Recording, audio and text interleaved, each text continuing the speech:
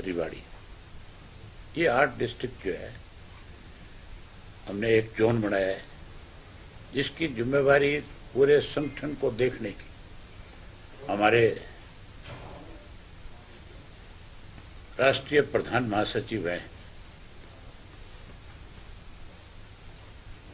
आपके प्रकाश भारती जी की, और इनके साथ राष्ट्रीय संयोजक है हमारा यूथ का करण चौटाला जो है। इन दोनों की ड्यूटी लगाई है कि आप 10 दिन में जितने भी हमारे पुराने साथी हैं, चाहे आज वो किसी भी राजनीतिक दल में, ये दोनों जाकर के उन सबसे संपर्क भी करेंगे, उनके घर जाएंगे, उनसे मिलेंगे, उनका कुशल पूछेंगे, और हम ये प्रयास करेंगे कि जो भी हमारे पुराने साथी हैं, चाहे वो चौधरी देवीलाल के वक़्त के हैं, चौटाला साहब के वक़्त के, किसी कारण वो हमारे से रुष्ट होकर के किसी दूसरे संगठन में चले गए हों, हम उनको दोबारा से अपने साथ जोड़ने में प्रयास करेंगे और उनको सक्रिय करेंगे। साथ साथ हल्के के अध्यक्ष और अलग अलग प्रकोष्ठों के हमारे जो संयोजक बनने हैं डिस्ट्रिक्ट के और हल्कों के, उनके बारे में भी ये अलग अलग जिलों में जाकर के चर्चाएं करेंगे। हमने ड्यूटियां लगा दी आज से ही। सबसे पहले नूह जिले में जाएंगे, सोमवार का दिन निर्धारित है ना, संडे को वहां जाएंगे, मंडे को पलवल में है, ट्यूसडे को उसके बाद फरीदाबाद है, वेडनेसडे सोनीपत है, वेडनेसडे के बाद थर्सडे आपके रोहतक का है, फ्राइडे को झज्जर में जाएंगे और सैटरडे को फिर रेवाड़ी का है, संडे को गुड़गांव है। इस तरह से कार्यक्रम हमने रखे हैं। कल हमने एक मीटिंग रखी है हमारे 7 जिलों जो फतेहाबाद में जिसका आयोजन करेंगे हम वहाँ जा करके, जिसमें भिवानी है, दादरी है, जिसमें महेंद्रगढ़ भी है, और हिसार, जींद और सरसा और फतेहाबाद, इन जिलों में वहाँ पे भी कल इसी तरह की बैठक करेंगे और उसमें इसी तरह से पार्टी के 2 सीनियर नेताओं की जिम्मेवारी लगाएंगे कि उन 7 जिलों में संगठन को वो जिम्मेवारी के साथ खड़ा करने का काम करें। उसके बाद 13 तारीख को चंडीगढ़ में बैठक रखी है हमने अपने, फिर अगले 7 जिलों की 22 के 22 जिले हमारे इस तरह से कवर हो जाएंगे। और 1 मई के बाद, मई के फर्स्ट वीक से संगठन उससे पहले बनाएंगे और उसके बाद मैं पूरे प्रदेश का भ्रमण करूंगा। पहले चरण में 90 के 90 विधानसभा क्षेत्र के एक हल्के के 30 से 35 गांव कवर करूंगा, जो 25 सितंबर से पहले खत्म करूंगा। और 25 सितंबर को चौधरी देवीलाल जी की जयंती को समान जो मनाते हैं उसका आयोजन करेंगे। उसके बाद फिर जो बचे हुए गांव, शहर और कस्बे होंगे, वार्ड होंगे, उनमें भी जाऊंगा। और अगली 1 मई तक पूरे प्रदेश के एक गांव का हम दौरा करेंगे, लोगों के सामने खुल करके हमारी पार्टी की जो है क्या विचारधारा वो रखेंगे। कांग्रेस ने और भाजपा ने किस तरह से प्रदेश के लोगों के साथ धोखा करके, मिल करके इस प्रदेश को कमजोर किया, प्रदेश को लूटा, प्रदेश को, युवा को खास करके उसकी अनदेखी करी, ये सारी चीजें लोगों के बीच में हम खुल करके रखेंगे। हम उम्मीद करेंगे कि लोग हमारे साथ जुड़ेंगे और न केवल जुड़ेंगे, बड़ा बदलाव भी आएगा। इनेलो से अधिकतर जो लोग थे या तो जेजेपी में गए थे या अशोक अरोड़ा जैसे बड़े पदाधिकारी कांग्रेस में गए थे, आज से भी संपर्क किया जाएगा। आज से वो जेजेपी में है, चाहे कोई कांग्रेस में, हम सबसे संपर्क करेंगे। जिन लोगों ने किसी गलतफहमी में पार्टी से अलग हो गए, किसी को भ्रमित करके पार्टी से अलग करा लिया गया, हमारा प्रयास रहेगा कि उन लोगों को पार्टी के साथ फिर से जोड़ा जाए। जहां तक आप अशोक अरोड़ा की बात करते हो, अशोक अरोड़ा अगर स्वयं आज की तारीख में वो महसूस तो करता है इस बात को, कई कुछ वो एक अलग बात है, लेकिन दम वहां भी घुट रहा है, आज परेशान है।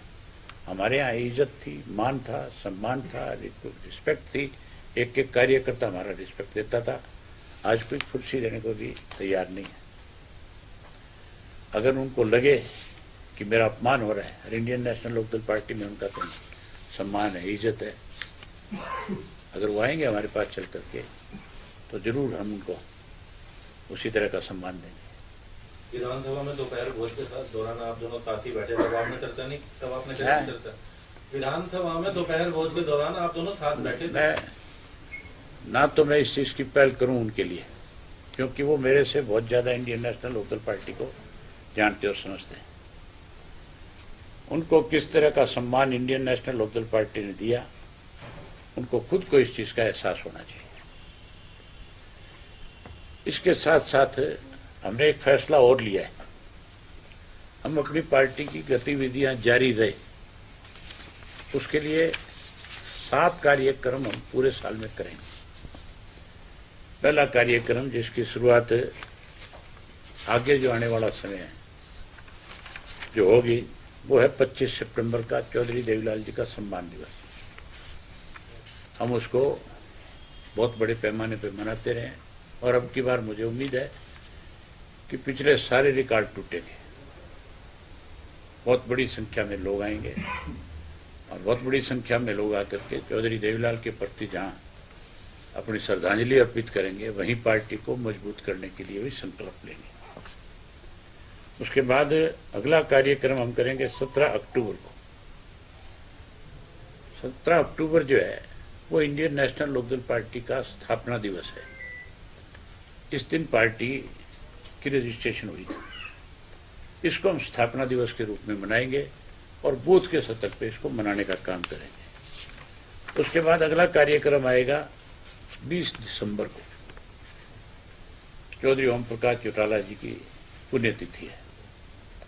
उसको हम लौह पुरुष दिवस के रूप में मनाएंगे। इसको भी पार्टी जो है पूरे प्रदेश भर में डिस्ट्रिक्ट हेडक्वार्टर के ऊपर भी और बूथ स्तर पे भी मनाने का काम करेगी। इसी तरह से उसके साथ साथ जितने भी महापुरुष हैं, संत हैं, जिन लोगों ने देश की आजादी के लिए शहादत दी है, जैसे शहीद भगत सिंह जी हो गए, चंद्रशेखर आजाद हो गए, सुभाष चंद्र बोस हो गए, और जितने भी महापुरुष संत हुए हैं, उन सब का भी हम एक कैलेंडर तैयार करेंगे, और उनके बलिदान दिवस के ऊपर और उनके जन्म दिवस के ऊपर उसको भी हम डिस्ट्रिक्ट हेडक्वार्टर के ऊपर मनाने का काम करेंगे। उसके साथ साथ फिर 1 जनवरी को चौटाला साहब का जन्मदिन है, उसको हम कार्यकर्ता दिवस के रूप में मनाएंगे पूरे प्रदेश भर में, और फिर 14 फरवरी को युवा दिवस के रूप में मनाएंगे। ये हमारा एक कैलेंडर है, ये एक हमारा कार्यक्रम होगा जो पूरे साल चलता रहेगा पार्टी की तरफ से। अभी जी जिस तरह संगठन को मजबूत करने का प्रयास है आपका, अपने संगठन को बढ़ाने के लिए कि इतने मेंबर हम जोड़ेंगे, क्या आज उसको लेकर भी चर्चा हुई है, कोई टारगेट दिया गया है कार्यकर्ताओं को जिले वाइज? भाजपा तो आज ये भी कहती है कि हमारा जो संगठन है वो दुनिया में सबसे बड़ा है, कहती है कि नहीं कहती? तो फिर लोकसभा के चुनाव में भाजपा 300 पार की बात कर रही थी, सत्ता से बाहर हो गई थी ना। संगठन अगर होता तो फिर आप ये मान के चलो सत्ता से बाहर नहीं होते। केवल दिखावा है, हम दिखावे में विश्वास नहीं करते, हम तो लोगों तक जाएंगे स्वयं और जाकर के अपना संगठन खड़ा करेंगे। अभय जी, उन्होंने पन्ना लेवल तक, बूथ लेवल तक एक संगठन तैयार किया, क्या आपका संगठन भी उस लेवल तक अभी दोबारा फिर तैयार हो जाएगा? ये किसकी नकल करी उन्होंने, आपको पता है? ये जो पन्ना लेवल बनाया, ये नकल किसकी थी? पन्ना पर आपका संगठन फिर दोबारा तो लो आप, चौधरी ओम प्रकाश चौटाला ने एक बूथ 10 यूथ नाम दे करके एक संगठन चलाया था, और भाजपा ने उसको पन्ना प्रमुख का नाम दे दिया। ये तो हमारी नकल कर रहे हैं बेचारे। ये ठीक आज सत्ता में है, लेकिन ये मान के चलो जिस तरीके से आज भाजपा सत्ता में है वो ज्यादा दिन सत्ता में नहीं रह पाएगी, नहीं टिक पाएगी। ये सत्ता में किसकी वजह से है? भूपेंद्र सिंह हुड्डा और कांग्रेस की वजह से है। लोगों ने लोकसभा में सत्ता से बाहर कर दिया था। इंडिया गठबंधन की बात चली थी, क्यों इग्नोर किया? जो भाजपा के खिलाफ लड़ रहे थे उन सबको इंडिया गठबंधन में शामिल क्यों नहीं किया? अगर उनको शामिल कर लेते तो फिर भाजपा सत्ता से बाहर होगी थी कि नहीं होगी थी? तो अगर तो प्रधानमंत्री हरियाणा में तीसरी बार सरकार किसने बनाई है? आज हर व्यक्ति कहता है, हर व्यक्ति को पता है, आपको भी सबको पता है। आप दबी जबान से मेरे सामने तो यहाँ अब तो नहीं कहोगे, मीडिया के रूबरू बैठे, अरे इसको हटाओ डंडे डंडे, उसके बाद तो तुम सारे कहोगे हुड्डा ने मारे हैं।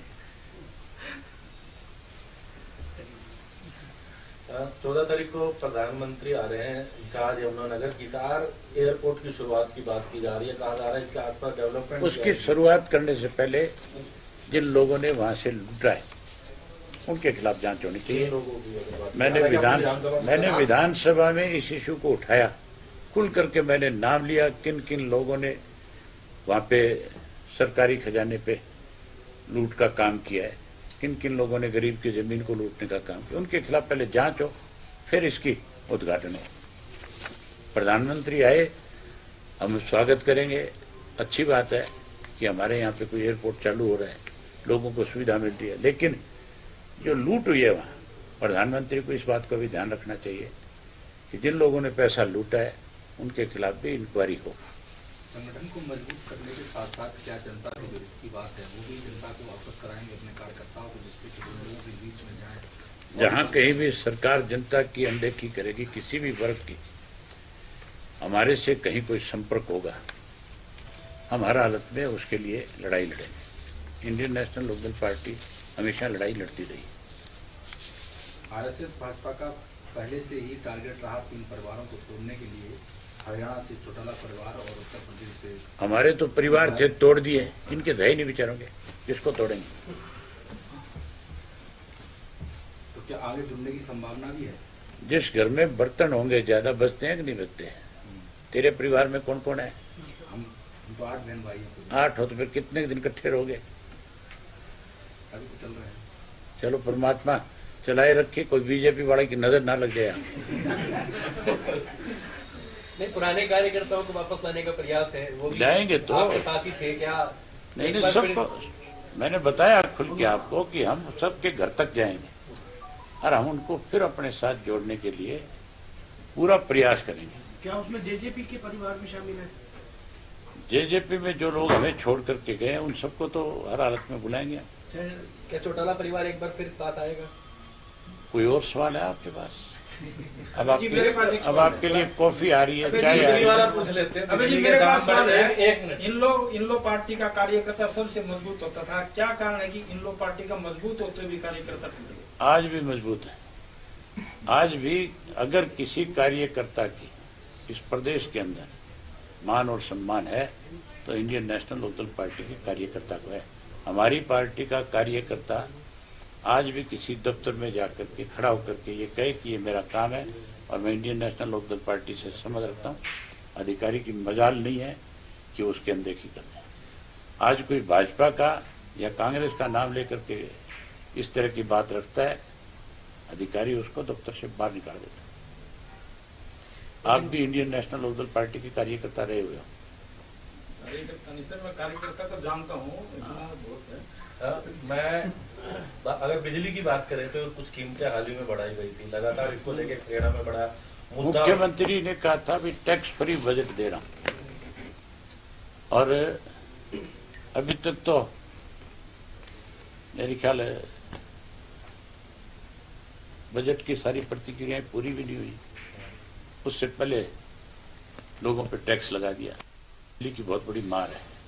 40 पैसे बढ़ाना पर यूनिट जो है, आप मान के चलो उपभोक्ता के लिए बहुत बड़ी परेशानी है।